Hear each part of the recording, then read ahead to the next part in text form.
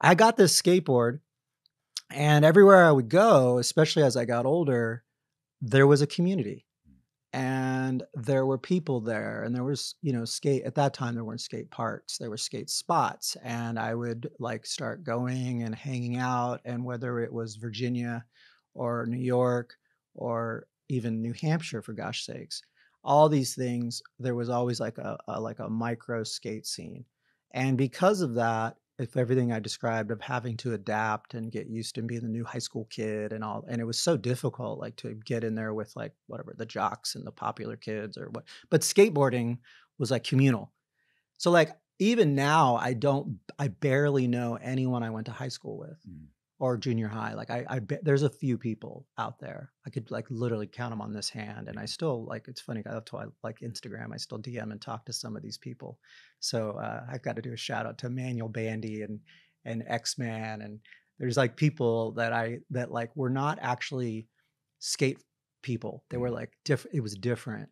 And there were very few of those because it was all skaters. Like, it was just skate community. So I would just leave high school, like, not know a soul, and just go downtown and be with a bunch of skaters from all different high schools that had, to a certain degree, similar backgrounds. Um, so in a nutshell, that is like my kind of upbringing. The only other thing I'd say, and we talked about this earlier, was music was a huge factor in all of this because I got really deep into hip hop and punk rock and had a really strong connection, especially with hip hop and reggae. I definitely like punk rock music, but I was really, and maybe this, again, going back to, like, reflecting on it, it was maybe too aggressive and too, like, chaotic for me because I was so much chaos in my own life that maybe a mosh pit was almost too much for me. Although I was in plenty of them and went to plenty of punk rock shows because the hip hop shows were within the punk rock shows back then.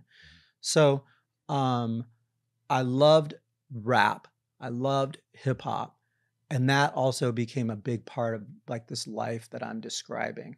But in the same breath, because I love that kind of street lifestyle and that skate lifestyle, there's no question I got mixed up in a lot of other stuff that was not so hot, not so cool. And I was around a lot of rough things between being in my house that was incredibly rough and then being in the streets with skateboarding in the 80s in New York or in mostly urban environments. That also was rough. And we had talked about this earlier, like, real lots of street smart starting to happen because you have to have that. Like, being skating in the Bronx banks, not the Brooklyn banks, the Bronx banks in the 80s, or skating the Brooklyn banks in the 80s, or upstate New York in Albany. You had to have a lot of street smart because you were dealing with a lot of crazy stuff.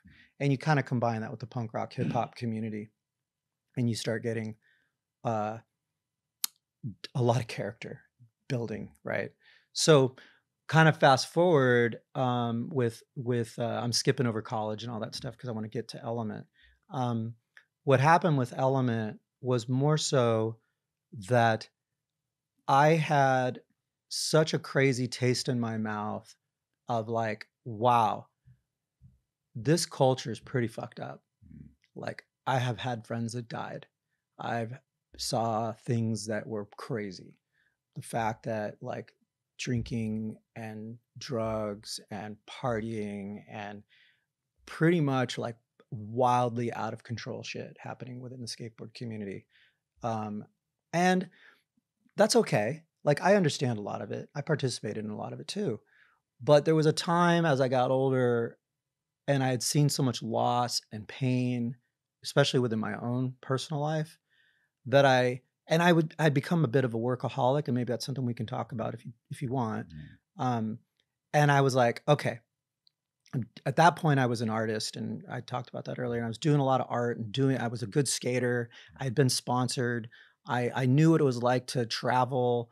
Um, I knew the skate community inside and out, plus music, and then I had a lot of good friends and lots of great connections because of all this traveling, whether it was through skateboarding or even through moving around so much. I just had developed relationships everywhere. And back to being a curator, uh, I was like, if I curate something now, I need to do it differently. Like, I don't want to be responsible for all the shit that's going on right now. Like, it's basically screwed up my life. Mhm. And I thought what was funny about it, I've been talking about this a lot recently, is, and I don't like bringing up the word poser. Poser's weird, Mm. but so many people want to get close to a culture that they actually need to be further away from, Mm. right? Like if you're part of, like, hip hop's a good example, but skateboarding for sure. Like there's so much stuff about like gnarly skate stuff that like we kind of need to clean it up. But the people from the outside, it becomes somewhat attractive. And so they want to get in and like, you're like, no, no, no, no. We're trying to get out. Like you should be wanting to pull us out, Mm. not push us in. Yeah. And that gets back to like that corporate culture because they're like, oh, we want to buy this company. It's super rad. And it's got, this and that. And you're like, hold on, guys. I was kind of hoping you'd come in here and help fix it, not make it worse. Yeah. So with Element, it was like, I want to build a brand that we are getting out and becoming better people. And we're leading by example and we're doing things that are positive. Because I'm such a workaholic and my whole life is work. If I don't incorporate something into my work, then it won't become a reality in my life. Mm. Because it has to be part of my work, especially back then. So I was like, okay, well, if I need to change, I'm going to change it through my daily activities in the office. So if I'm going to be doing things, it needs to be positive and can't be like negative at work because I'm part of the skate community and things are super gnarly. And we got to make it like raw. And then I'm going to go home and like meditate and do yoga and don't drink alcohol anymore and like make smoothies and then go back to work and be like, I'm gnarly. Like that's kind of like what would have been the choice. Right. And I said, I'm going to do something and make big change. And that was like sort of the catapult to like the DNA and what Element was for me and what I needed to leave behind. And I remember a lot of people, and this, by the way, I mean, like I said earlier, I talk a lot. I find it so fascinating that no matter how much success people have, that whether it's skating or business, that people continue to think that it's a bad idea. Mm. I find that just one of the most fascinating things. And I try so hard to put myself in that other person's position. That what's a bad idea? Like starting Element. Mm. So what I'm saying is it was such a different perspective on skateboarding. Yeah. And then the fact that everyone was like, hold on, you're going to do what? And this is what? And you're like, yeah, what? Like, doesn't that make sense?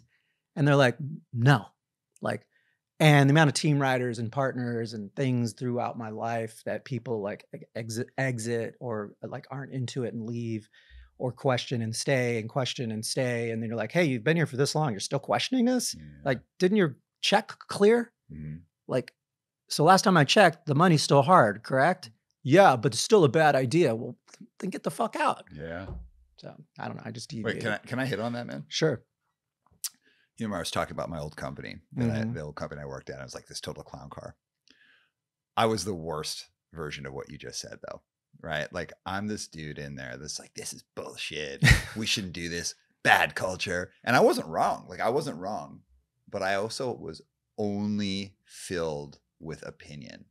0% experience running an actual real deal business. It's great you can admit that. Oh, it took me a long time to get here. And like, I think I only really got here in the past couple of years, like with a lot of reflection, is that like my old boss, I think is just a shitty person. Don't like him. Saw him. We'd probably have negative words. Just don't think he's a good guy. However, who's shittier? That guy for running a company that I feel were practical concerns about, or me staying at that company for 5 years, hating it, made me miserable being there. I was super depressed, probably not the most unhappy part of my life, but it's what set the stage for my most unhappy part of my life. Complained about it, negative, always questioning everything. It's like, hey man, like if you hate it so much, why don't you just leave? And in fact, why don't you leave right now? Or why don't you leave next week? Or why don't you leave next year? But instead to stay and take up space and be negative.